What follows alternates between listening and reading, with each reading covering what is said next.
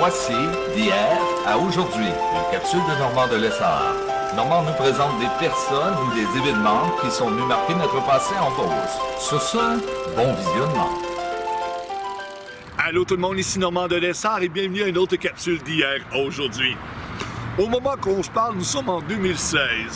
Il y a des gens qui m'ont demandé, Normand, on aimerait ça que tu nous rappelles les anciens bars, les anciens hôtels de Saint-Georges.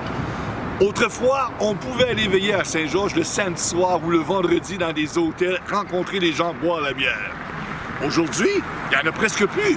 C'est des restaurants.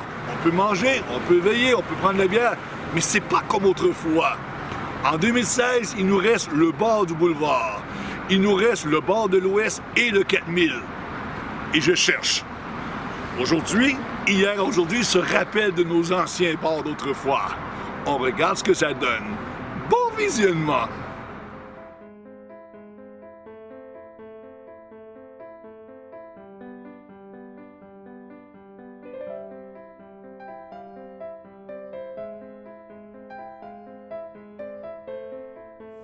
L'incendie a débuté tôt le matin, un peu après la fermeture des bars et tout juste avant le lever du jour. Les gens de Saint-Georges-de-Beauce ne se trouvent donc pas sur les bancs de l'église en cette journée de dimanche. Les flammes offrent un véritable spectacle à la foule qui s'agrandit. Mais c'est une vue plutôt triste pour ces curieux. Le vieux bâtiment abritant le manoir Chaudière, un restaurant et un bar, est le cœur de la ville de Saint-Georges-de-Beauce. Oui, c'est là que j'ai rencontré ma femme pour la première fois, il y a 13 ans. Et c'était l'endroit où les jeunes allaient veiller souvent. C'est sûr que ça fait quelque chose en dedans.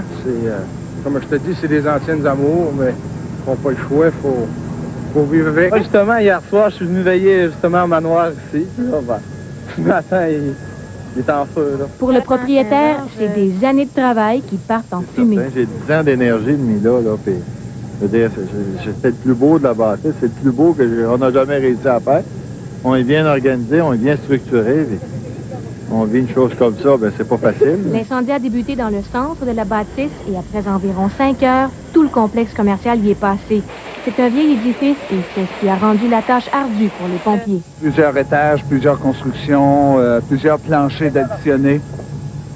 C'est ça qui a été notre gros problème. On a demandé renfort aux municipalités voisines, Saint-Martin et Saint-Jean-de-la-Lande. Près de 50 pompiers luttent contre les flammes endiablées.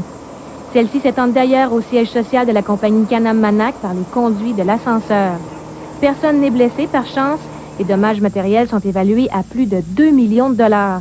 On ne sait pas ce qu'a initié les flammes. La Sûreté municipale de Saint-Georges demande assistance à la division des crimes contre la propriété de la Sûreté du Québec. Ah, c'est sûr qu'on va faire le tour de toutes les sections qu'il y avait dans la bâtisse, là, les restaurants, puis les discothèques, les propriétaires, les différents propriétaires ou locataires, là, les différents commerces qu'il y avait là.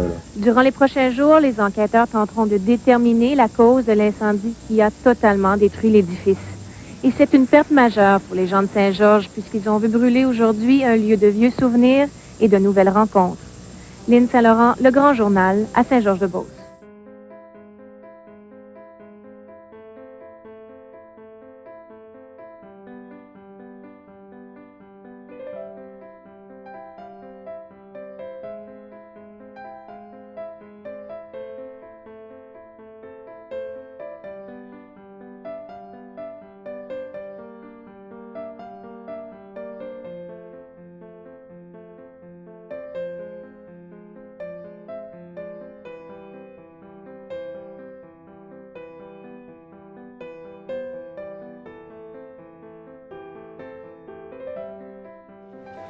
Je suis accompagné d'un monsieur Morissette. Votre prénom est? Gaston. Gaston Morissette. Monsieur Morissette, c'est vous qui êtes propriétaire ici du Belle-Rive? Oui, c'est moi qui l'ai construit. En quelle année? En 66. En 66. Qu'est-ce qu'il y avait ici à l'époque, en 66? Un terrain vacant. C'est un terrain vacant. Vous l'avez acheté de qui, ce terrain-là? Oh, my Lord, j'avais acheté ça, c'est loin, là. Ça prend changé de main 2 fois. De Rodrigue d'Assurance. OK. Et quand vous avez construit le Motel Belle-Rive, est-ce qu'il y avait une salle de réception? C'était quoi qu'on y retrouvait en 66? Oui, la salle de réception à l'arrière avec la salle à manger puis le bar au rez-de-chaussée. Puis 28 motels. C'est ce qu'on avait. Et ça virait beaucoup au début 70? Oui, ça virait beaucoup jusqu'à temps que ça se mette à changer de main. OK. À un moment donné, ça a changé de main.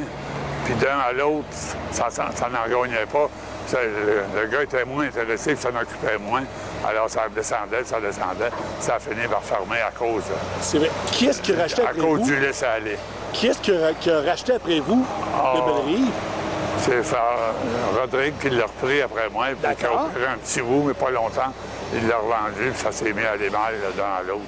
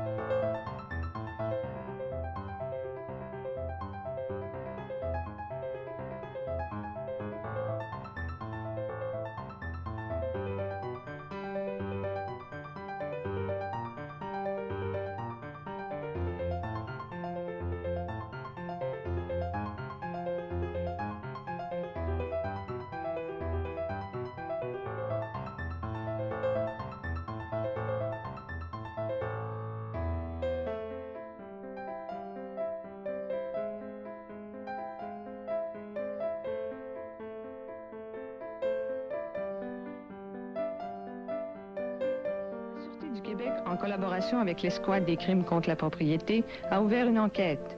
Et on n'écarte pas la possibilité qu'une main criminelle soit à l'origine du sinistre. Toutefois, la cause et l'origine de l'incendie ne seront connues qu'après les expertises des spécialistes de l'Institut médico-légal. Ils n'ont cependant pas commencé leur recherche ce matin puisqu'une épaisse fumée se dégageait encore des décombres. C'est le 5e incendie important à survenir à Saint-Georges et dans la région en l'espace d'un mois. 2 de ces incendies ont fait des victimes. Un autre fit périr 7000 dindes. L'origine de tous ces incendies n'a pas encore été élucidée, mais il se pourrait que bientôt l'on procède à des arrestations. D'ailleurs, un mineur a déjà été appréhendé en rapport avec 2 incendies à Saint-Georges-Ouest. Hélène Côté, à Saint-Georges-de-Beauce.